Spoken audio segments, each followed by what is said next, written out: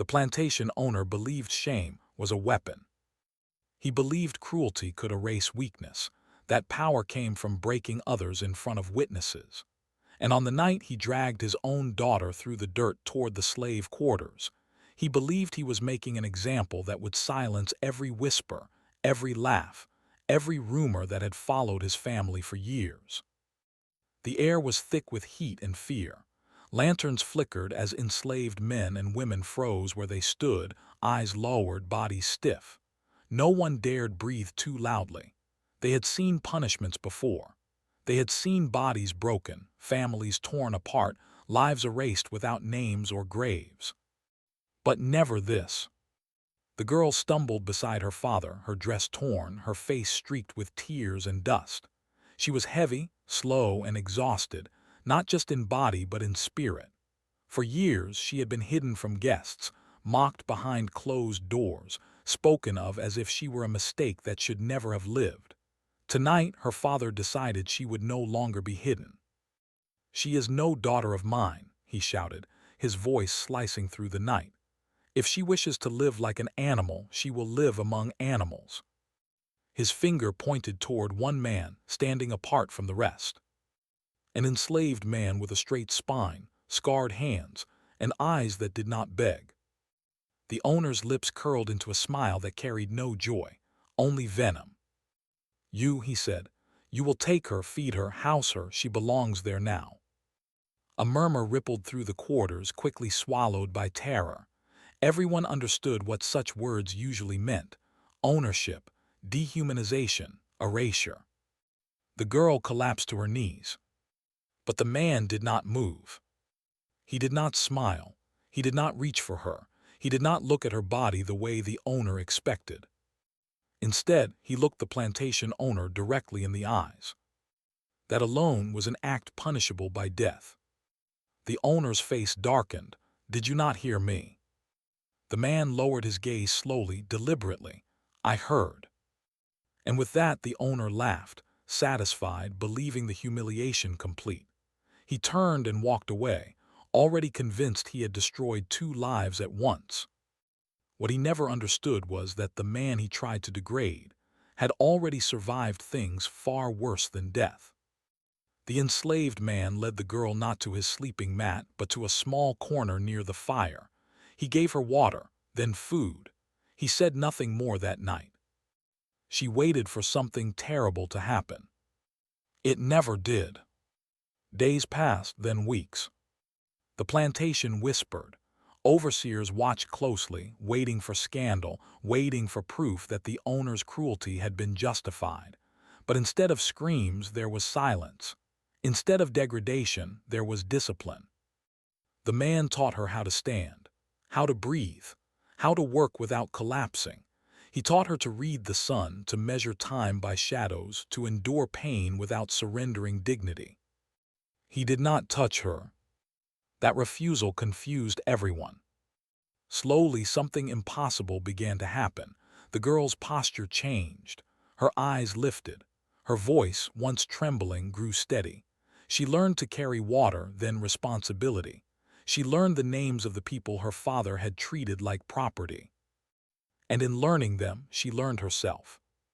The plantation owner noticed too late. By the time he realized his punishment had failed, the enslaved man had become something far more dangerous than broken. He had become respected. Whispers turned into plans. Plans turned into movement. Small acts of resistance bloomed beneath the owner's feet while he slept comfortably in the house built on stolen labor.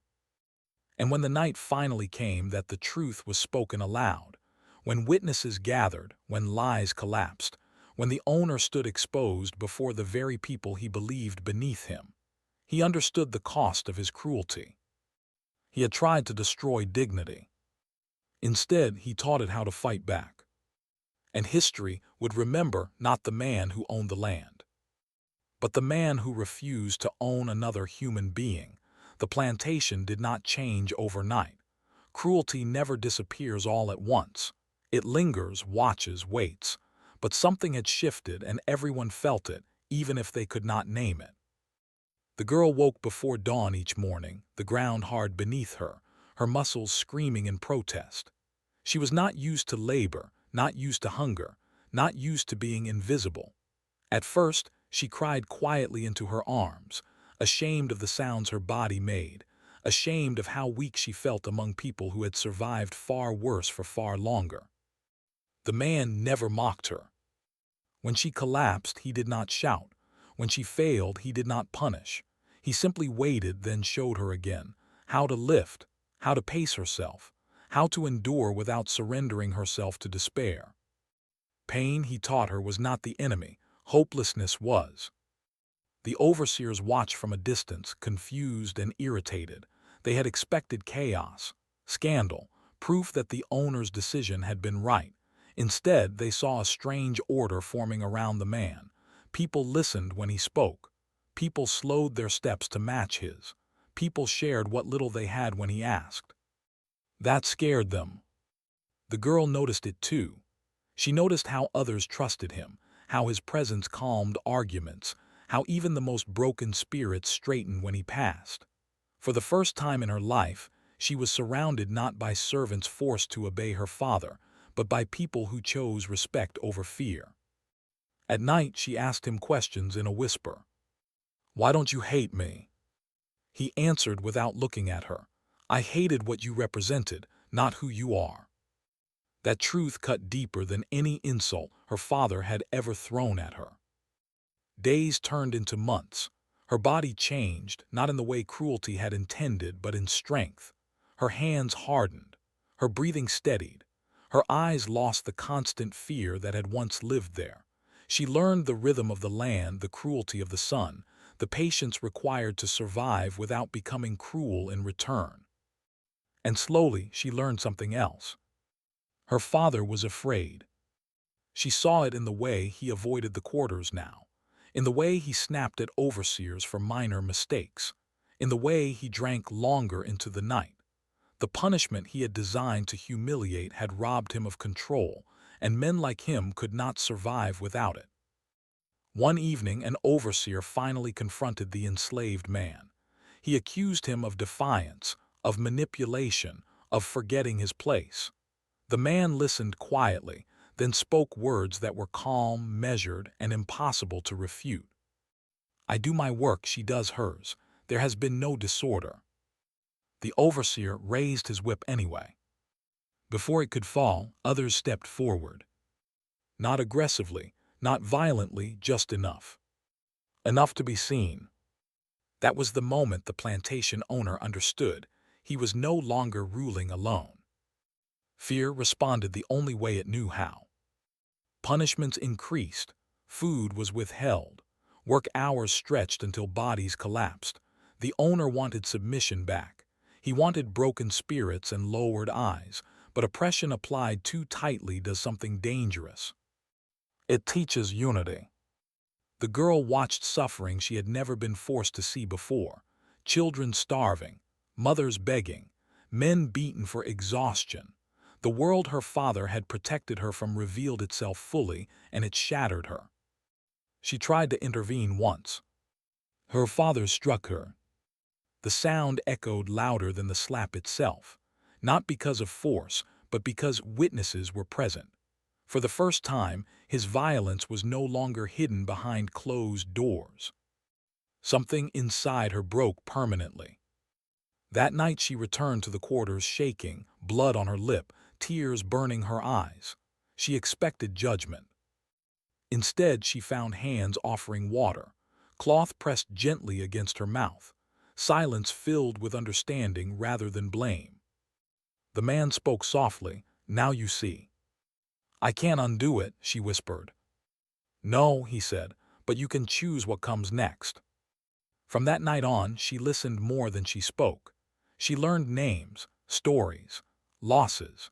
She wrote them down secretly, hiding scraps of paper beneath loose boards, preserving voices her father believed disposable. When the fire finally came, it was not wild. It was controlled. Records disappeared, chains were cut, doors unlocked, witnesses gathered. The truth surfaced not through violence but through exposure, Authorities arrived, summoned by documents and testimony that could not be ignored. The plantation owner stood in the center of it all, shouting, denying, threatening. No one listened anymore. The enslaved man stood among the crowd, hands empty, posture unbroken. He did not cheer. He did not gloat. Victory built on hatred was never his goal. The girl stood beside him, trembling but upright. For the first time in her life, she chose where to stand. History would later argue over details, over names, over blame, but the truth remained simple and undeniable. A man once treated as property refused to become what his oppressor expected. And in doing so, he taught others how to reclaim their humanity. The plantation fell not because it was burned, but because it could no longer survive the truth.